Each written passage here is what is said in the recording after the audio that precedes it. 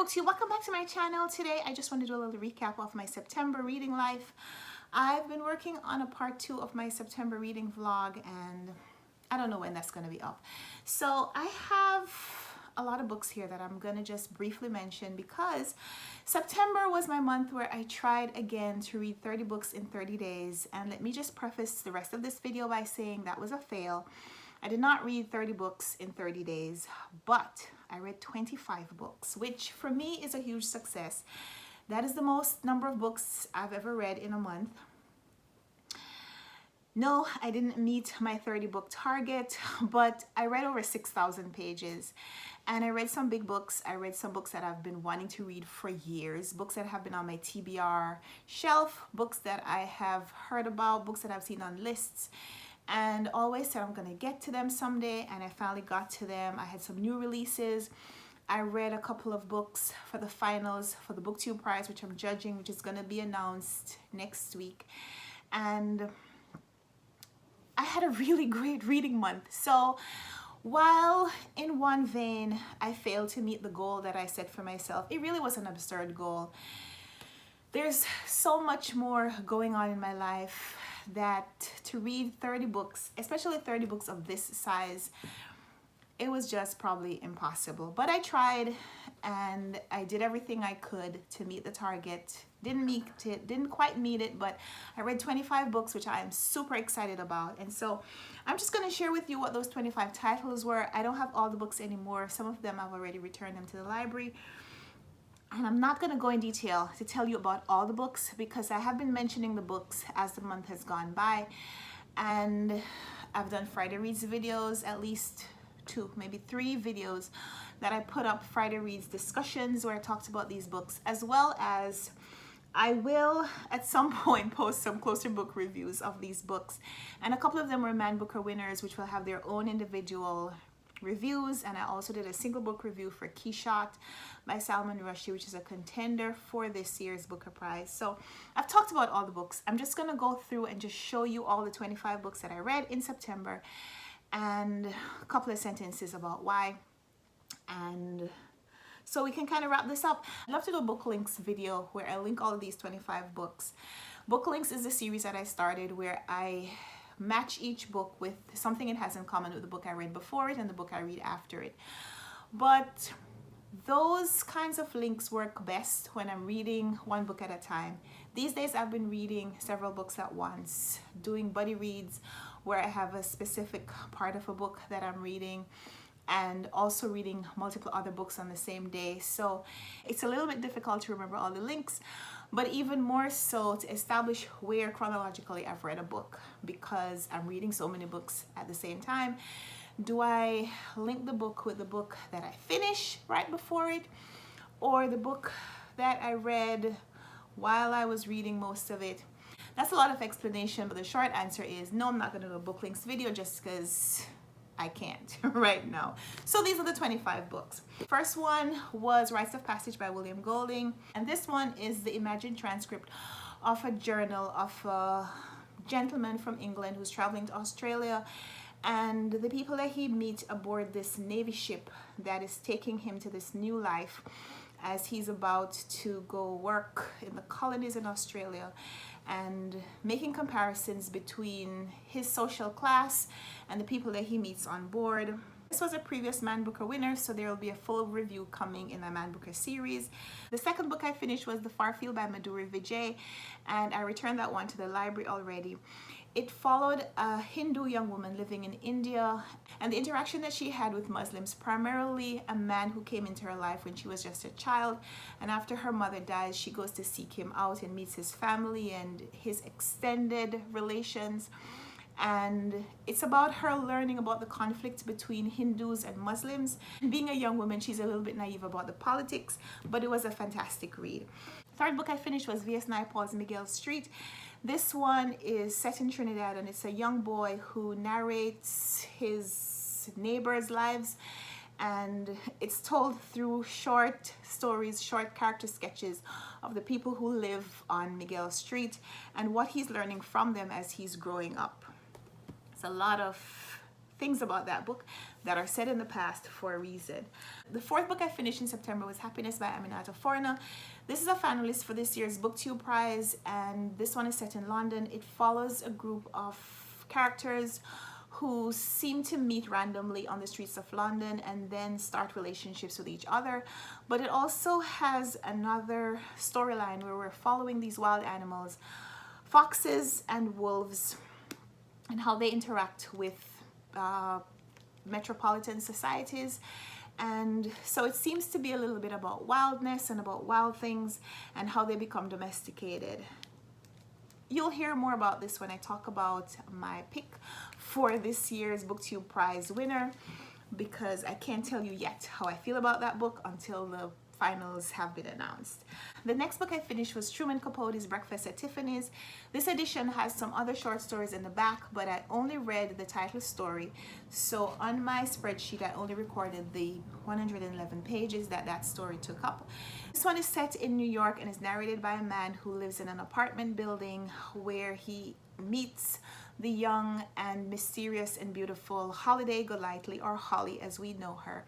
And he becomes infatuated with the idea of her, and even though she is living a life that is pretty much inaccessible to him, eventually they start to have some kind of a relationship, but he resents all the attention that she pays to other people. And so this book is a little bit about the build-up and the breakdown of their relationship, even as he admires her regardless of whatever else happens with them.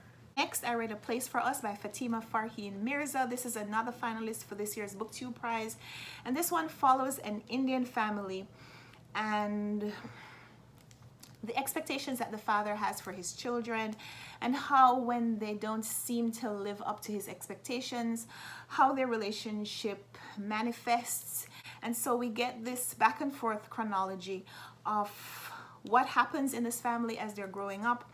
And we also see each of the family members trying to manipulate each other's lives from afar, but not necessarily wanting to take responsibility for it. More on that when I do my discussion of the BookTube Prize finals. Next, I read a Newbery Honor book, and this is The Watsons Go to Birmingham 1963 by Christopher Paul Curtis. The matriarch in this family moved from the south to the north of the United States as part of the Great Migration, and she and her family live in Flint, Michigan. And through this one, we also track the children, not necessarily appreciating some of the sacrifices that their parents made in having left one part of the United States and some of the things that are happening.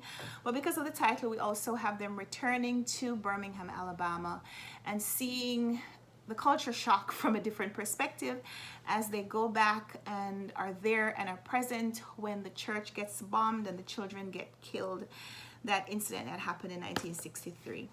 Next, I read an electronic version of The Word for World is Forest by Ursula K. Le Guin.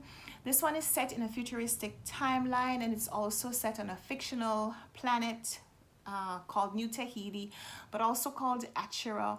And it's science fiction fantasy. So here we have a group of people who are coming from lots of different countries here on Earth, but they have formed this League of Nations to take over this other planet and these peoples because they want to cut down their trees and send the wood back to Earth, because Earth has been deforested and they need to find a new source of wood supply. And it's about the destructive practices like deforestation and colonialism and slavery that is being practiced even centuries in the future, where you would have thought that humans would have learned their lesson. Next, I reread Stanley Middleton's Holiday, which is a Booker Prize winner. And this one is about a man whose child has died, and he's taking a vacation away from his wife, away from his life, to try to process some of his grief. But it seems like he's trying to find comfort in casual affairs with the people he meets while he's on vacation, even as he's trying to reflect on how he got to this place where his family life seems to have imploded. Then I read Difficult Women by Roxane. This is a short story collection that I picked up because of Latinx-a-thon. This one, of course, because of the title, is about women at various stages in their lives and talking about some of the difficulties that they have encountered and the characteristics that they have developed because of the difficult situations that they've been placed in. So not necessarily that the women themselves are difficult, but some of them have made choices because of the adverse circumstances that they have faced that sometimes people just don't understand. Then I read Quichotte by Salman Rushdie, which is nominated for this year's Booker Prize. I did a full book review of that one, which I'll link in the description box down below. So if you want to hear more of my thoughts on that book, you can go watch that video if you haven't done so already. But briefly, I'll tell you, it's a story within a story within a story, where there are 3 dimensions of fictional characters who keep inventing other people who are dealing with a lot of their same issues to kind of resolve some of the things that they're going through in their lives. We have a middle-aged Indian character who is a novelist and writes under a pseudonym, and he creates a kind of bumbling older man who has a lot of the same family background and family issues, dealing with his Indianness and dealing with unresolved issues with his family, which leads him to create a son and ergo a legacy, someone who can kind of navigate the world in a way that he can't and resolve some of the issues that have gone unsuccessfully resolved for decades. More of my thoughts on that book in my review. Check the link down below. Then I read Men and Gods by Rex Warner. This one was very short explanations and history of Greek gods and goddesses and their interaction with the rest of the world. Not sure what else I could say about that except that. And then I picked up another book for Latinxathon. This was Gabriel Garcia Marquez, A General in His Labyrinth. And this is a fictionalization of the end of the life of Simon Bolivar, kind of explaining some of his rise to power, as well as some of the betrayals and what happened in the last few months of his life, the relationships that started to unravel, the political alliances that people had betrayed, and really what happened to his legacy after he was no longer active in politics. Then I read The Stationery Shop by Marjan Kamali. This one is about a young couple that meet as teenagers in Tehran, Iran, and fall in love but don't get married and meet up with each other 60 years later, and the woman is intent on finding out why the relationship didn't last. The love story that is being told here unfolds in front of the Iranian Revolution, so this is historical fiction, I suppose, because it's giving a lot of detail about what happened in the 1950s and some of the effects that it had on the people that lived and even to the present day. Then I read another Booker Prize winner. This is Roddy Dawes' Paddy Clark, Ha Ha Ha, which follows a 10-year-old boy living in the 1960s in Ireland, learning how to process violence and hate by observing how his parents interact with each other, but also how they talk about their family members and their neighbors, and how this boy and his friends interpret that violence and interpret that hate and act it out in their relationships with each other. I'll be talking more about this one in my review for my Booker Prize series. Then I read The Stranger by Albert Camus, which is set in Algeria and follows a man who seems to be very withdrawn socially, but seems like it's for a good reason, because when he does eventually start making personal relationships and personal connections with people, he gets himself embroiled in some events that seem at first to be unrelated, but all come to a head when he becomes involved in this murder and doesn't seem to understand why it is that he's being held responsible for something that he didn't necessarily conceive on his own. It seems to be a little bit of an exposition of human nature, but the main character also seems like he may have had some mental or emotional disorders, which probably wouldn't have made it in the psychological journal back when this was published in 1942. Then I finished The Warmth of Other Suns by Isabel Wilkerson. I did a buddy read of this one over the course of the month, so it was just the next book that I finished. This one explored the Great Migration of African Americans from the South to the North, and it followed three main characters. They're not characters, they're real people who Isabel Wilkerson studied and presented in this narrative by giving us kind of a memoir type look at these people's lives. They migrated at different times, they didn't know each other, and they all went to three different cities, one into Chicago, one to New York, one to California. But by examining the lives of these three people and the people that they associated with and presenting some of the details of their life, Wilkerson gave us this exploration into the history and personalized it through these people, showing us their full lifespan, some of the compromises that they made, and pretty much begged us to contemplate whether or not it was worth it, whether the sacrifices that these people made, whether they were better off in the North or should they have stayed in the South. Then I read an abridged version of this Christian classic. This is The Pilgrims Progress by John Bunyan, which was first written in the 1600s, and this is an updated version where it includes more modern language, and it follows a man named Christian who has to leave home and leave his family behind because he is making his own journey towards the celestial city, and about some of the distractions and temptations that he faces along the way, but also the way he gets help in eventually meeting his goal, and about how his journey influences those that he left behind to also make the same journey. Then I picked up some books that were published in the early 1900s, and that was to participate in the Gone with the Book readathon. And I finally read F. Scott Fitzgerald's The Great Gatsby, which is set in New York in the 1920s. And this one is again about a man who becomes a little obsessed with following his neighbor, Jay Gatsby, and he becomes really caught up in Gatsby's life during one summer when, unbeknownst to him, even though he seems to be a little infatuated with Gatsby's lifestyle and the fact that this young man has all this money through parties, he also has something which is a personal connection to a woman that Gatsby wants to get to. And so this book, even though it's a short book, really well written about the exploration of a relationship, the build-up and the breakdown of it over a really short period of time, and all the people whose lives get touched and changed because of what happens in one summer. I also read A Room with a View by E.M. Forster, which was published in 1908. This one is about a young woman from England who's from a high society family, and she travels to Italy with her chaperone. One summer they meet a father and son duo along with a group of other people, including the clergyman who's supposed to be coming to their village when they return to England.